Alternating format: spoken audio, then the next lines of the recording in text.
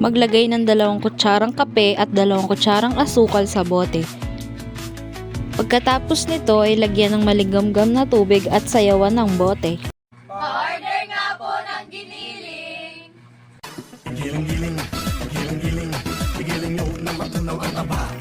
Ayan, okay na! Maglagay na ng yelo sa mamahalin yung baso.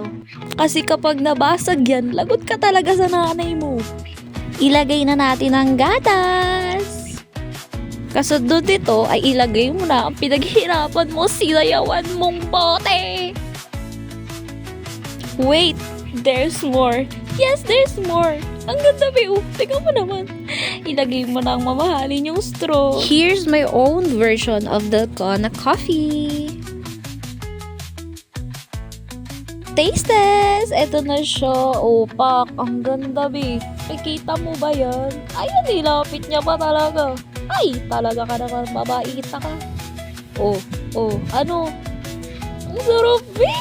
Ang sarap. Ang gawa mong babae ka.